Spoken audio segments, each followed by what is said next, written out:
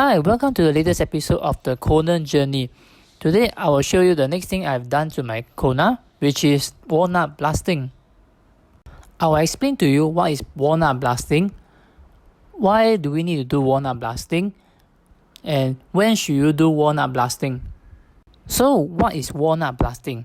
Well, walnut blasting is to blast at the intake valves using walnut shells. The walnut shells are blasted at the intake valves to remove the carbon deposits. Which comes to the next question, why we need to do walnut blasting to remove the carbon deposits on the intake valves. The carbon deposits on the intake valves is one of the major drawbacks of direct injection engines, and my Kona comes with the direct injection engine. If the carbon deposit is allowed to build up, the build-up will cause the engine to misfire, and you may feel the acceleration to be quite sluggish, and eventually this carbon build-up will cause the engine not be able to start at all.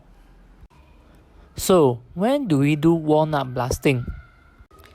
I did a research online, and the timing varies from each website, but generally around 30,000 to about 80,000 kilometers.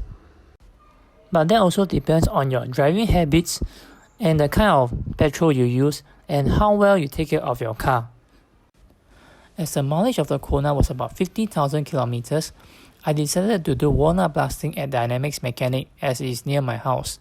The shop also included fuel injector and throttle body cleaning on top of the walnut blasting to provide a more complete cleaning service. Downtime was about 5 hours and the total cost is $360, but the cost depends on the complexity of assessing the various engine components. My experience at Dynamics Mechanic was quite pleasant. The staffs were quite friendly, willing to explain the current condition and also show the progress whenever I asked.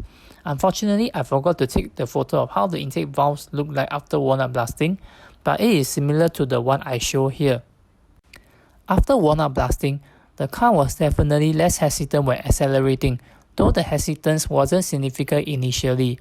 As the staff attended to the Kona mentioned the carbon build-up condition on the intake valves wasn't serious for 50,000 km mileage, I will do the next walnut blasting after another 100,000 kilometers.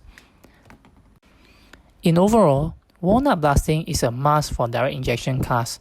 The mileage of doing walnut blasting is dependent on driving habits, type of petrol use, and how you take care of the car. And with that, that's the end of the current episode of the Konan Journey.